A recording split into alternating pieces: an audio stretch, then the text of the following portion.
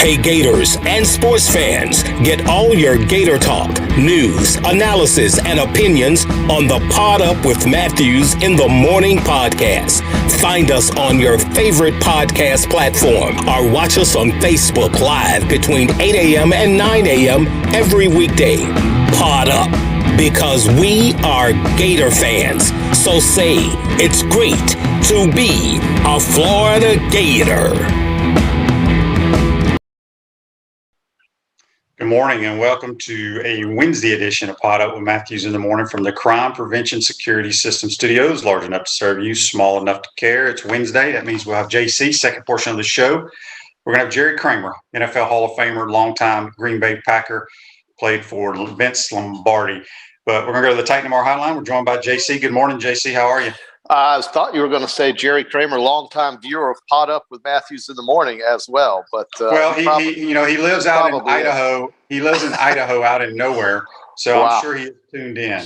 God bless him. Well, I don't know. I think last night I was watching some basketball. Of course, we had the Tiger Woods story. I guess the Tiger Woods story took over most of the headlines, and thankfully he is responsive and awake. And is not his life has not been threatened, but he's going to have some serious rehabilitation to go through, it would appear.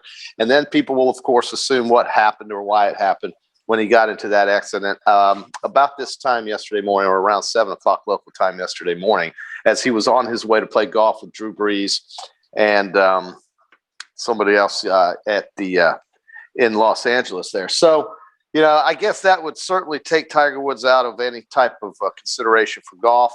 Maybe forever. Who knows? Depends on his legs. I read it's really bad. I read something last night from an orthopedic surgeon that was kind of letting people know the severe, how severe his injuries are. They said that it's worse than what Alex Smith had.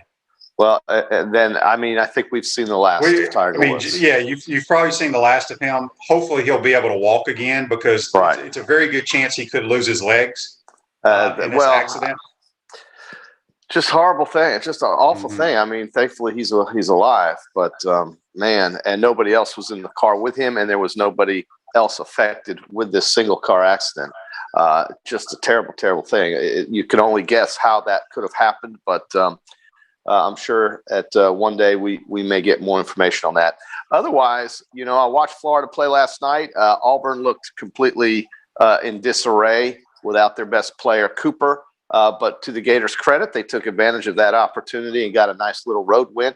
And there were some really basketball was strange last night, QB. I know you looked at the scoreboard. There were quite a few upsets in basketball last night. And in the SEC, Georgia beating LSU, Ole Miss beating Missouri. Once again, Texas A&M does not play a game. I don't know if they'll ever seem to play a game. But we also had Illinois lose in the Big Ten. We had Baylor getting run closely by a winless Iowa State team in that Big 12 schedule, although Baylor having 3 weeks off kind of expected a little rust there, but they were taken to the limit by a team that hasn't won a game in the conference. Oklahoma loses to Kansas State. That was to me, that might have been the biggest upset because of how bad Kansas State's season has gone this year. So quite a few upsets in basketball, but as far as we're concerned around here, it was a nice win for Florida.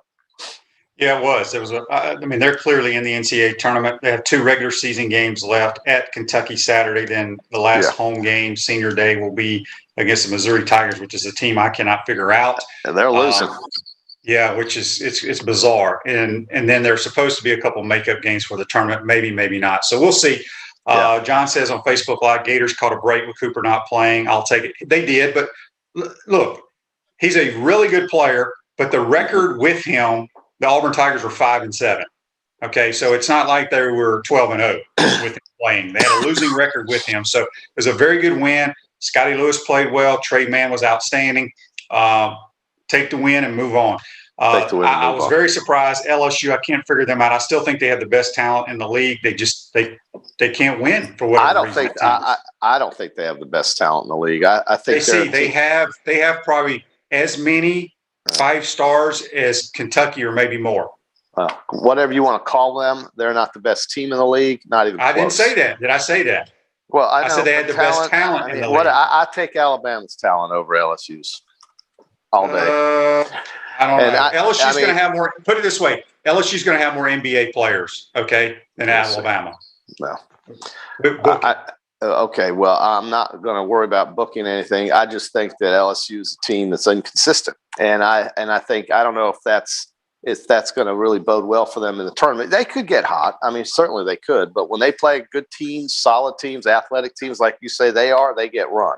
And Alabama did it to them twice. Well, I don't think they're coached very well. Let me put it to you. I don't think Will Wade's a very good coach. You don't beat a team by 20 or more points twice and then say, oh, that team's got more talent than us. I'm sorry. You can say that, but I think it's silly. It's a silly statement. Okay. Maybe that's your opinion. My opinion is LSU will have more players in the NBA than Alabama does. Okay? We'll in a year and a half from now, we'll go back to this telecast. Sure. This broadcast, all right. And we will prove that I am correct because they have the number one freshman scorer in the league. Just wait and see. They got a couple of lottery picks, JC. Okay. Alabama doesn't have any lottery picks. All right, they're second in the SEC. I think Arkansas and Alabama will be a fun game to watch tonight. Alabama's got a couple of tough games left. This week could be difficult for them. They play at Arkansas. They play at Mississippi State. Mississippi State does match up with them because of their height in the front court. But Arkansas will be a good game, a good test for Alabama tonight. They are the 6th-ranked team in the country, and they are, according to Joe Lunardi, a 2 seed in the tournament. So, they'll win the regular season SEC title. I just want you to remember. And they will remember. Be the top seed in the SEC. I want you to remember who told you last year that Alabama had a very good basketball team and a very good coach, and you kind of looked at me. But now you jumped on that bandwagon. Well, I'm kind of the guy that needs to see it. I mean, you have to see it to believe it sometimes because let's face it, they haven't won anything in 30 years, QB. Excuse me, but after 30 years, you kind of grow a little doubt. Most people anyway do. And I'm glad they're good. I'm glad that the Florida State's a good team. I'm glad that there's a lot of teams out there that typically aren't the Dukes, North Carolinas, and Kansases that are making some waves in basketball this year. It makes it a little bit more interesting. I mean, wouldn't you have to say? It's nicer to see some teams that typically have not been anywhere sniffing a postseason finally jump in and become a prospective 2 seed in the tournament. Yeah, I think that's a pretty good story. Yep. I got a text here on the Titan Tomorrow text line from Daryl. He says, Wiretap Wade's phone has gone dead. Wade I never thought he's a very good coach. He can recruit and pay guys, do whatever. But anyway, JC, Gator baseball wins. They're 2-2. Yeah. There's 9 teams in the SEC rank. We'll talk more about that on Friday. We only got a short segment with you because you're a busy man today. And we have Jerry Kramer waiting, and we don't want to keep him. No, by all means. So we're going to do our Peachland Dentistry. Gator Nation's #1 choice for dentistry in Port Charlotte and surrounding areas. Visit them at peachlanddental.com for the JC and QB golf picks, basically is what it is. So we're there in Bradenton, Florida for a World Golf. I assume this is stroke play. I don't think it's a match play event. Right. I get first pick because you picked first last week. So I'm going to pull out. Did my golfer finish higher last week? Your golfer did finish higher. Mm-hmm. So that's your first higher finish. You have 1 win. I have 1 overall win, and I have 4 guys that you're saying it's either 4 or 3. Regardless, it's more than you. Okay. So I picked first, and I'm gonna pull a JC out of the hat, and I'm gonna go with the world's #1, and I'm gonna take Dustin Johnson. Well, that's an odd pick. Okay, I will go with who plays well in Florida is Gary Woodland. So I'm going to take Gary Woodland. He plays well down here, and I like him to compete hard in this tournament. Okay, I'm going to take Patrick Cantley. Okay, I will go with Rory McIlroy. All right, and then I'm gonna go with Brooks Koepka, being back in the state of Florida, knowing the Bermuda Greens. Yeah, the Bermuda Greens. Okay, and I'm going to go with Patrick Reed. Love his short game. Okay. Probably the best on tour. So we got our picks. We will see. It should be a very good, a lot of good players in the field down in Bradenton. We got a Facebook Live brought to you by Metal Law, the only official law firm partner of the Florida Gators. And it is from Russell. He says, weird with no fans at the games. Pretty sure I was the only Gator in Auburn last night. Yeah. Wasn't a whole lot of people there. it's been a whole weird year. But anyway, JC, our prayers and thoughts are with Tiger Woods. It's not good at all. I mean, I hope the guy will be able to walk again. But I watched a lot of stuff from some orthopedic doctors, and they just said that these injuries are worse than what Alex Smith went through. So we all I don't even want to think about it. A lot of problems with Alex Smith happened post-operation, infections and so forth. But yes, when you have 17 operations, that's going to happen. And they've already said Tiger had operations yesterday, and he's going to have operations today and tomorrow. So, anyway, I don't think we'll ever see him play golf again, and it's a shame. Probably not. Anyway, JC, we're going to take our first time out of the program. We're going to head on out west to Idaho. You think Idaho we go? It's a great place, Idaho, though. All right, JC, be good, my man. All right, we'll see you Friday. All right, we're going to take our first time out of the program. When we come back, we're going to be joined by NFL Hall of Famer and former Green Bay Packer offensive guard Jerry Kramer. You're watching and listening to Pot Up with Matthews in the Morning. We want to take this moment to thank all our sponsors who keep the show going and pay the bills. Our gridiron sponsors are Crime Prevention Security Systems, large enough to serve you, small enough to care. Titan MRI, Gainesville's only locally owned and operated MRI facility. Meldon Law, where you matter most. Peachland Dental, Gator Nation's first choice for dentistry in Port Charlotte.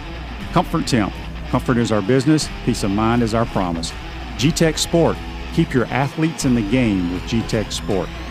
Celebration Point Town Center, Center State Bank, Chris Doring Mortgage.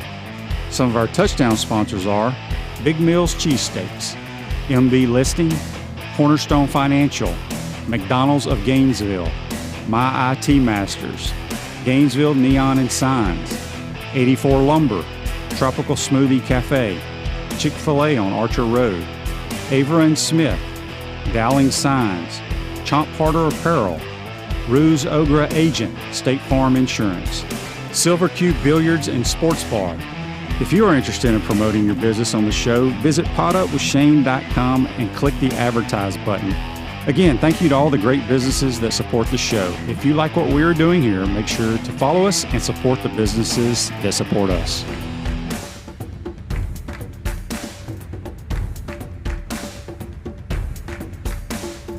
Welcome back to Pot Up with Matthews in the Morning from the Crime Prevention Security System Studios, large enough to serve you, small enough to care. We're now going to go to the Titan MR hotline. We're going to go all the way out to, I think it's in Idaho somewhere.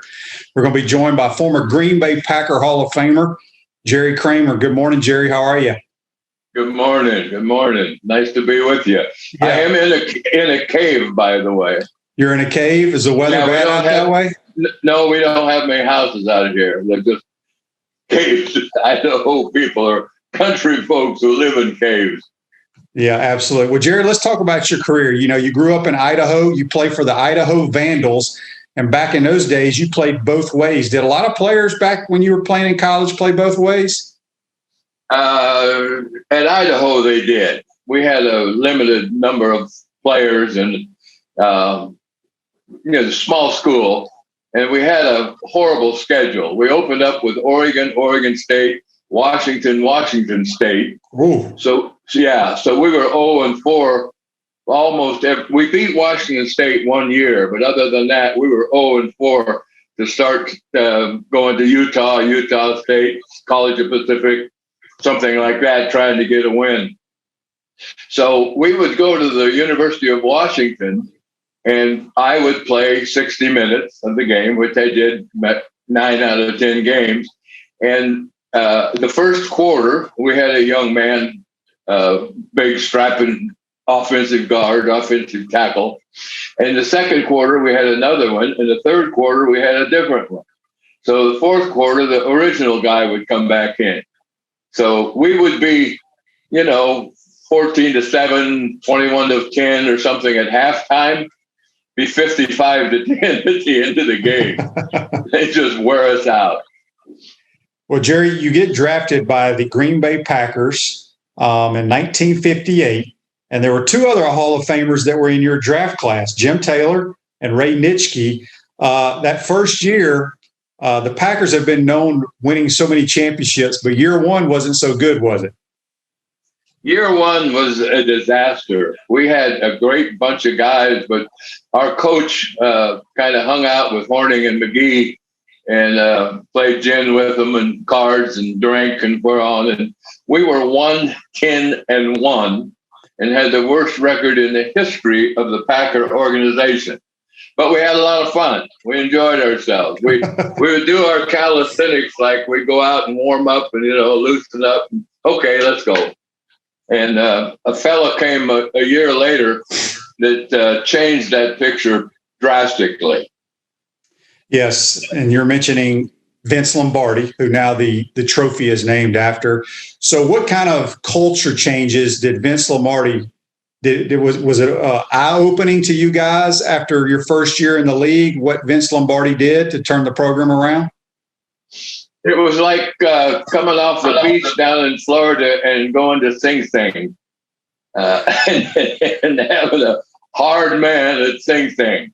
He was a tough guy himself. He was an offensive guard in college and played with 30 stitches in his mouth and from a forearm, whatnot. So our pain did not bother him at all. So you win 2 Super Bowl titles, but a total of 5 NFL championships. But what's interesting is not only were you an offensive lineman playing guard, you were the damn place kicker. Obviously, you were a straight-on guy. Did you put on one of those special shoes back in the day? I wore it, and generally. I had a square-toed shoe, yeah. And I had I have a fat foot, so I had like a 4E. But I needed a snug shoe. I didn't want any movement in it at all. And so I wore a 10 4E, something like that. But I had kicked a little bit in college, like 3 field goals or something like that. We never got closer than 50 yards, hardly. So I was trying to make myself useful. We had 36 guys on the team, no taxi squad at the first year. And then we went to 33 a couple years later. So if a guy could play both ways, he had a little better chance of making the final roster. And so I was trying to show my versatility by kicking a little bit and maybe playing defensive tackle or something. What was the longest field goal you made in the NFL? 48, 49, something like that. Yeah. That's pretty impressive. Well, if I got a little wind at my back, I could get there, but I was pretty effective from 30 yards, 35, 40. But in the championship game in New York in 62, I kicked 4 field goals, and one of them was about 42 or 43. And the wind was blowing kind of crosswind, and I had to aim about 10 yards outside the right goalpost to get the ball to come through the middle, which it did. And then the guys jumped on me and started pounding me on the back and Yahoo and whoop-de-doo and whatnot. And the guys voted me the game ball, and the sports writers voted Nitschke the game Corvette.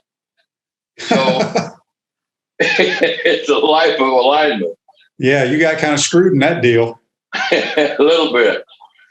So when you look back at your career, you played on some great teams and you played in some great games.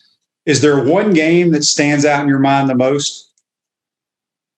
Well, the Ice Bowl game probably would be one of the first, and it was with Dallas, who was a constant rival and a wonderful football team. We had a couple of great games against the Rams, Merlin and Deacon and Rosie and that fearsome foursome out there. But the conditions in Green Bay for the Ice Bowl was like minus 50 chill factor. Ooh. It was minus 19 normal. So they were thinking of postponing the game. But it was an incredibly cold day. But I'm a tater tot from northern Idaho, and we're 60 miles south of the Canadian border. So we were used to winter and snow and ice, and we played in it. We existed in it. We had a good time with it, and I was not afraid of it. I was familiar with it. So it was, but it was quite a thing for a kid like Bob Hayes, who had never been in the cold very much. It was something that was unknown, and so therefore it was very difficult for them to handle that. How hard was it? Because, Lambeau Field now, they have all the heaters underneath the field to keep this, your footing and the side and stuff. Was it hard to move around? I mean, was the field frozen? Yeah, it progressively got worse. When they took the tarp off, the field was pliable and it was good footing. By the end of the first half, it was frozen. So it progressively got worse as the game went on. And in the second half, it was a skating rink. So again, you prepare for that to the best you can. And on the particular play at the end of the game that we won the game with, I was called on to block Jethro Pugh, and it was an ice rink. And I got my left foot in a divot, much like a golf divot, and kind of scooted the foot around a little bit and munched it down, and it was like a starting block for me. So thank God for the divot, or we'd have been almost every guy on the line, starting with our left tackle, their feet went out from under them. They took off and fell down on their stomachs, and it was man after man. And I had a starting block, so that made a difference for me. Tell us, how big were you when you were playing in the NFL, playing offensive guard? I would fluctuate from, say, 240 to 260. About the size of some quarterbacks nowadays. Yeah, exactly. Exactly. But I moved a lot better than those fat boys do today. I could run with Horning. Horning ran a 4.9, 5 flat. I ran a 5 flat, so I could get around the corner. Of course, Horning was a brilliant runner. He was just instinctively brilliant and could handle that sweep. Plus the fact that he could throw the ball. He was a quarterback at Notre Dame, and he had the ability to pass the ball. If the defense came up and started to push him too much, he just tossed it over their head. So he ran that sweep extremely well, but you have to have enough speed or your backs will go by you and you'll be useless out there. So it's better to be 235 and fairly quick versus 285 and useless. Yeah, absolutely. We're speaking with Jerry Kramer here on the Titan Hotline, a Hall of Famer in the NFL, longtime player for the Green Bay Packers. Talk a little bit give us a Vince Lombardi story. First meeting ever, we'll start there, was in Green Bay in August in the beginning of camp. And he said, there are only 3 things important in your life: your God, your family, and the Green Bay Packers. And there are planes and trains and buses leaving here every day. And some of you may be on them. If you don't make the sacrifice, condition yourself, get the right attitude, and play to win, then get up and get the hell out. And we were kind of stunned by it, really. And we looked at one another and said, oh, he can't be that bad. He can't be that tough. He's going to be hard, but we need some of that, And so we kind of shucked it off a little bit and didn't take too kindly to it. But a couple of instances, we're having a scrimmage one day. Lionel Aldrich, our defensive end, busted a bone in the leg. And we're having a scrimmage, and Lionel, this is about his 8th or 9th day with a cast on. He's trying to run, and he circles the scrimmage, kind of hippity hopping and kind of half running and half dragging. And he goes by Coach Lombardi, and Coach says, Aldrich, the leg you broke is not a weight-bearing bone. You don't even need the damn thing. Now run on it. Oh, that's great. We looked at one another and said, a non-weight-bearing bone. I didn't know those bones were extra. I didn't know we didn't need them. So he was He was a tough guy. He chewed my tail one day in a scrimmage in August, 100 degrees, pretty hot in Green Bay. I jumped off sides. I missed an assignment. He got in my face and got about 3 inches from my nose and says, "Mister, the concentration period of a college student, 5 minutes, high school is 3 minutes, kindergarten is 30 seconds, and you don't have that? So where'd that put you?"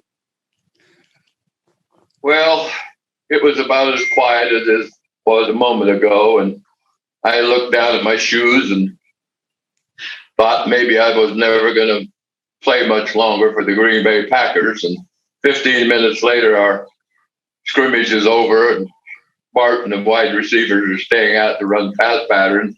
The rest of us are dismissed. So I go up to my locker room, shuck my hat off, my shoulder pads, chin in my hand, looking at the carpet, studying the patterns in the carpet, wondering about where I was going to go and what I was going to do and who I was going to play for and if I would play. Maybe it's time to go on home.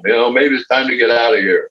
And I'd been there probably a half hour, and I hadn't moved. I was still deep in thought. And he comes in the locker room, sees me down at the far end of the locker room, and comes down and messes up my hair and pats me on the back of the head. And he says, "Son, one of these days you're going to be the best guard in football." And it filled me up. It was like a lightning bolt struck me. And warmth, energy, attitude, a picture, a dream, of incredible transformation with that one statement. And he knew that. He understood that. And he understood the power of passion, the power of energy, the power of giving it every ounce of your ability and doing it the right way. There's something there that creates an energy and creates a desire to run, to play, to hit, to do the whole game, the whole gamut. So it was an incredible experience playing for him. He used to talk about commitment, consistency, discipline, pride, character, a variety of principles that I have used for the rest of my life. I use them today. You don't do things right once in a while. You do them right all the time. So he was a wonderful teacher. And he taught us about burn, hunger, drive, want, need, fire, about the energy that you can get from an attitude. And it was a wonderful lesson and a wonderful series of thoughts. Yeah. It's amazing what coaches can do. I want to ask you this, because Green Bay, Lambeau Field is one of my favorite places to play because it's just the atmosphere. The city owns the team. Back when you played in the NFL teams were like colleges. You guys you knew you were going to be, unless you just were a bad player, you were going to be with that franchise for a long time. And y'all had some great teams there. Is there one team, one championship year that stands out the most in your mind that you appreciate the most? I think the third consecutive title. We won in 66, 60, 65, 66, and 67. 66 and 7 were Super Bowls, and we won the third one in Miami. And that was very important to Coach Lombardi. No one had ever won 3 consecutive titles at that time. So we geared up, and it was a long, difficult season. We weren't surprising anybody. We played everybody several times, and they knew us as well as we knew them. So it was a matter of fire, of hunger, of want, of drive. And that third championship was very difficult. It was difficult to get there. The Ice Bowl was the playoff game with Dallas before the second Super Bowl we won. So it was a long season. That Dallas game kind of personified the season. So it was a wonderful thing to Willie Davis and Bob Skoronsky were our team captains, and they were going to carry Coach Lombardi off the field. And when the game ended, they were nowhere to be found. I think one of them Willie was probably on the field, and Bob was in the mess. And so Forrest Gregg was standing next to me, and he said, Jerry, let's go. Coach Lombardi had started to walk out on the field, and he was 30, 40 feet out on the field. He said, Jerry, let's go get him. So we grabbed him and put him on our shoulders and carried him off the field like we felt he should leave the field, on the shoulders of his men, right? And we were damn proud of him and us and everything we had accomplished, because we had had an incredibly difficult season and a lot of difficult games. But that Super Bowl in Miami was just a wonderful moment for us to win that and to get the job done. So, Jerry, let me ask you this. Who do you hate more, the Chicago Bears or the Dallas Cowboys? I think it's a toss-up. Although the Bears are so close to us, and I played in the college all-star game in Chicago, and Joe Fortunato, one of the linebackers, cracked back on me in a scrimmage and tore my knee. Well, he didn't tear it completely up. He hurt me and put me out of the scrimmage. But I moved from right guard to left guard a couple, 3 or 4 days later. But the Bears were quite a study. I mean, the whole group was a bitter rivalry. You know, Mr. Hallis, he was a wonderful coach and a wonderful old man. And they knew us as well as we knew us. We played for Coach Hallis in the Pro Bowl in L.A., and we come in from Miami, and the year he's coaching out there, and get to L.A. about 9 a.m, throw our stuff at the Bellman and jump on the bus to go to practice. As I got on the bus, Coach Hallis gives me a playbook, and he's sitting right behind the driver's seat on the aisle. So I go back about 4 seats on the opposite side of the bus on the aisle, and I open the playbook. And the first play is red right 49, which is our sweep. It's our numbering system. It's our blocking. Everything is identical to our playbook. And the next one is red left 28, 46, 47, 43, 42, 41, 40. It's our playbook. And I look up at him. My mouth is open. I don't know what to say, but I'm shocked by it.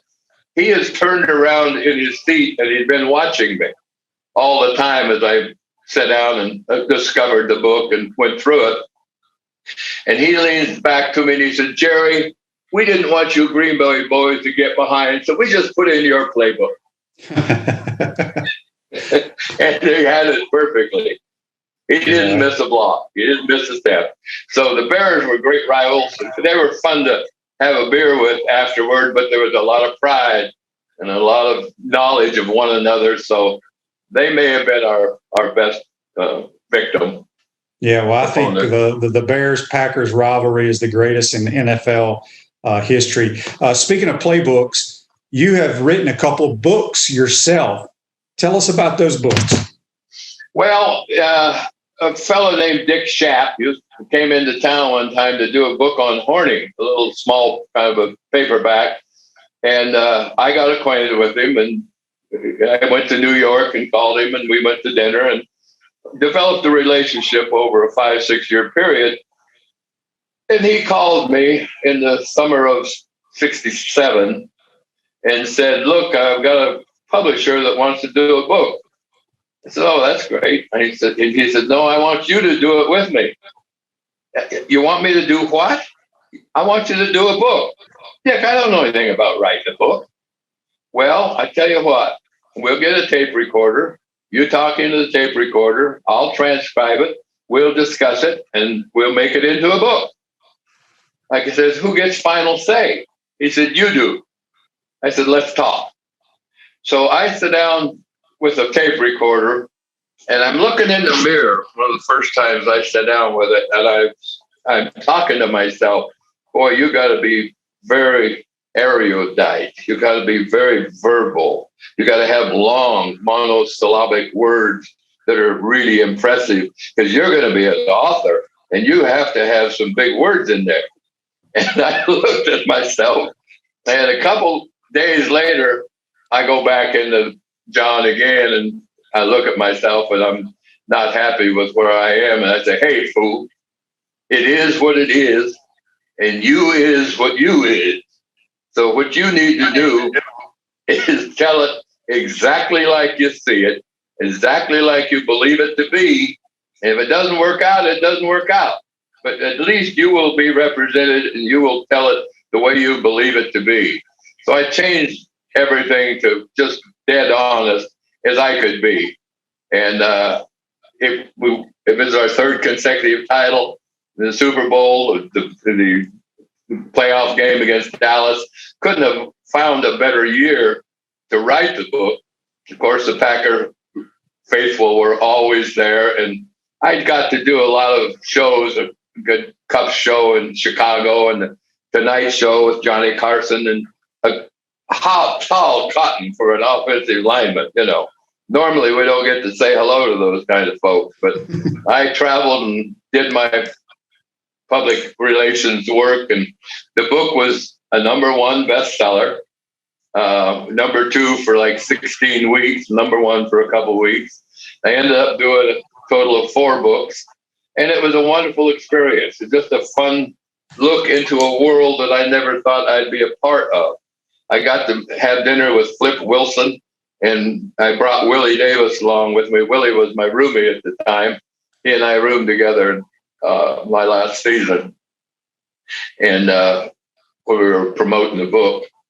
So it was a wonderful experience, and enjoyed it. And it's just a ton of folks, Jane Russell, Judy Garland, run into on shows and things like that. Again, something I would never dream of, let alone expect. So the books were wonderful, and they were accepted by the Packer faithful and the nation, and they've been a wonderful chapter in my life. So you were inducted into the Pro Football Hall of Fame, I think in 2018, which is the top honor of any athlete that plays the game. What did that mean to you?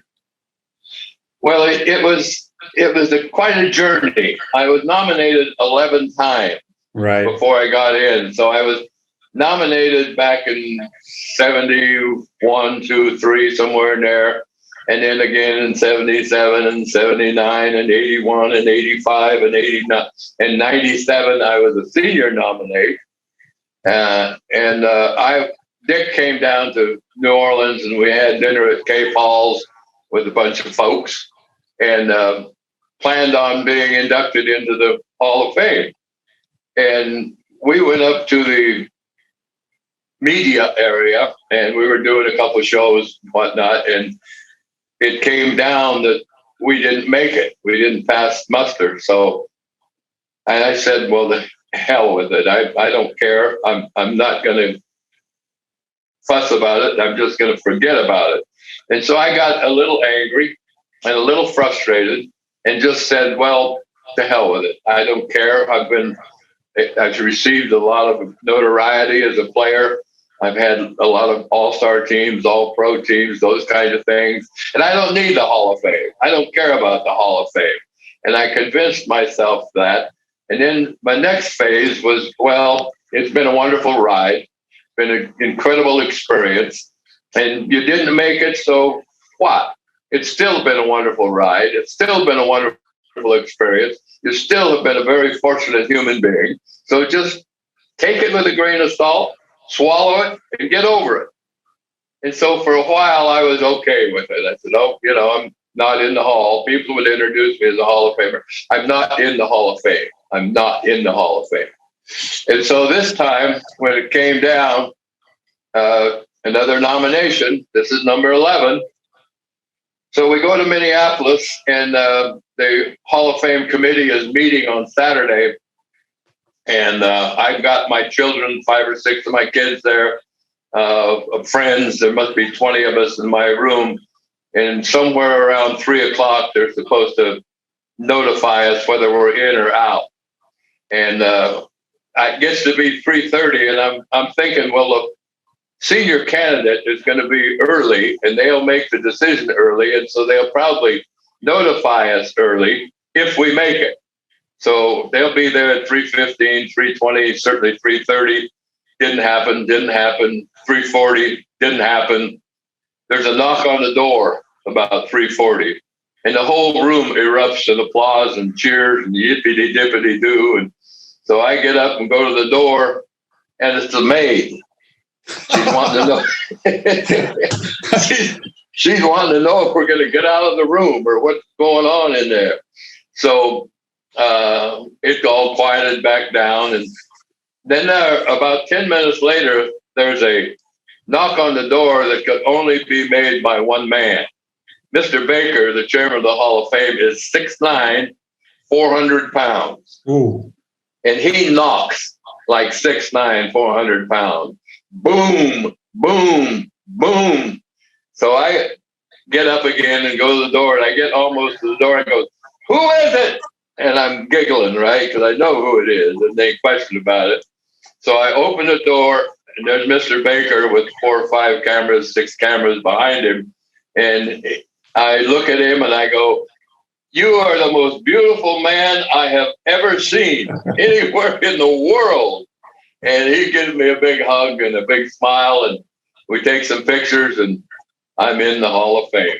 By Lord Almighty, it's finally happened, and isn't this wonderful? So there were several moments there. I got waylaid by Joe DeLaware and Tom Mack. Tommy's a guard from San Francisco. Joe D went to Buffalo, and a couple other guards in the hall when we walked through the other Hall of Famers, and they kind of got in front of me and started giving me hugs, and I started crying like a baby. And they started crying like a baby. And so it was a very emotional time, a very emotional situation for me. I was 83 years old, and at that point in my life, I hadn't planned on many more great moments. Just going to live the time out and be happy about things. So it ended up being a wonderful cherry on top of the cone, right, on top of the sundae. That's an awesome story for our listeners that aren't familiar with the Hall of Fame. The people that have a chance to go in, they go to a hotel, and then once they get a knock on the door, that's how you know you're in the Hall of Fame. So that's great that the maid tricked everybody early. That's an awesome story. Jerry, a few more minutes. Let me ask you this, because being an offensive lineman back in those days, was there one guy, whether he was a defensive lineman, linebacker, just a nasty SOB that you hated playing against? No, there were 5 of them. There was Alex Karras from the Detroit Lions, who was a wonderful football player. Merlin Olsen from the Los Angeles Rams. Charlie Kruger from San Francisco. Leo Nomalini from the San Francisco 49ers. And Artie Donovan from Baltimore.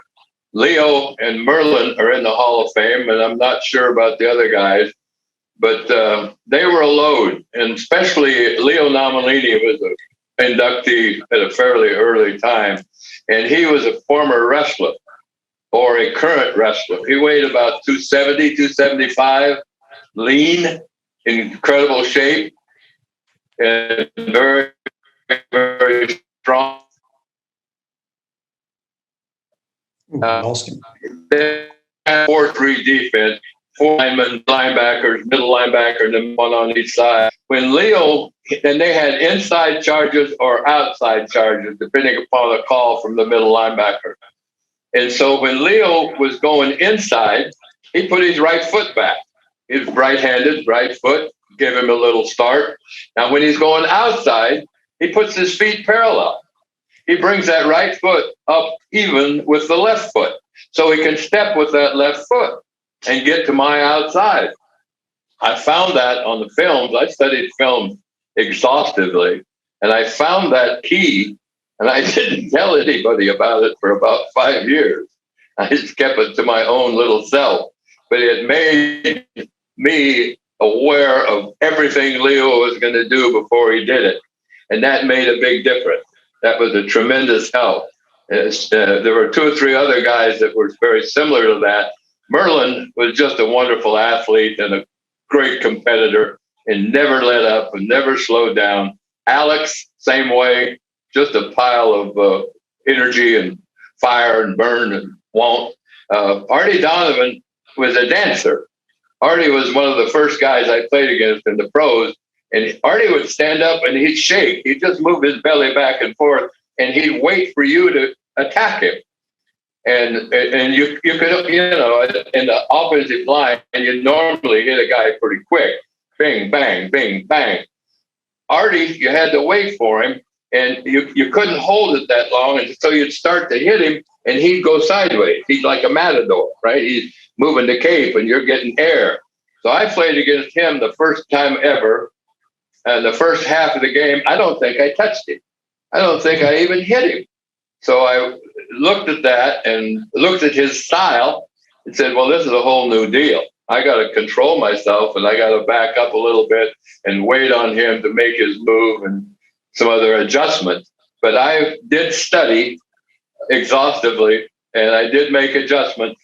And generally, we could get by with taking care of those kind of guys. But there was those 5 guys kept me awake on Saturday night. Last thing for you, Lambeau Field. When's the last time you were there visiting? Do you get back often? I do. I try to go every year to at least one ball game. There was a special moment for me in Lambeau in '68, my last season. We're playing the Baltimore Colts in Lambeau. We're at the fourth quarter. We got about 4.5 minutes to go.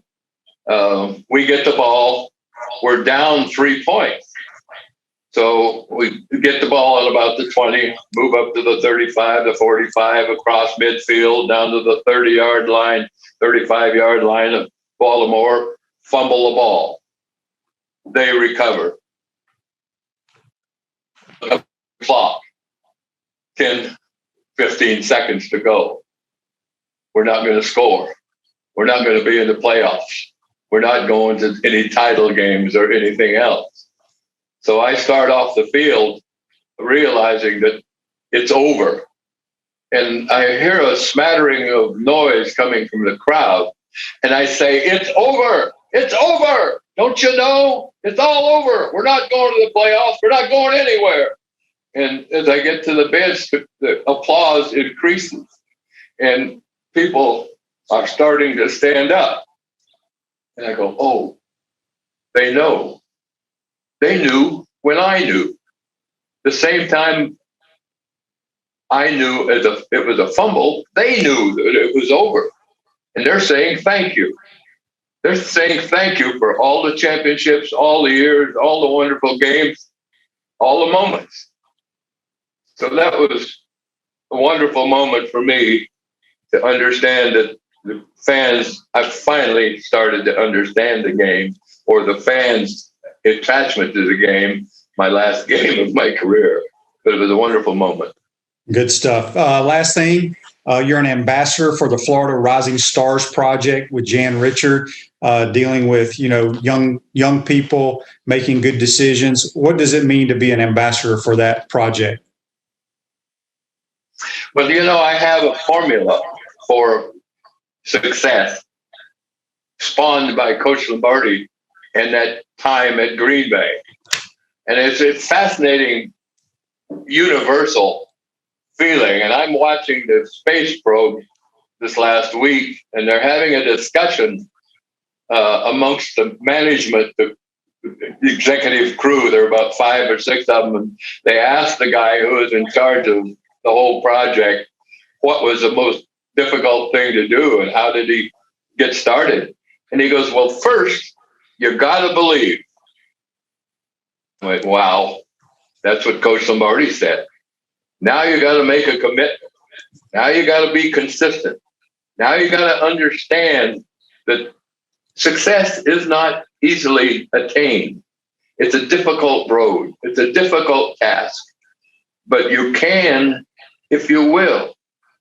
The information those folks have down in the Space Center, they're average folks, maybe a little bit brighter than the normal Joe, right?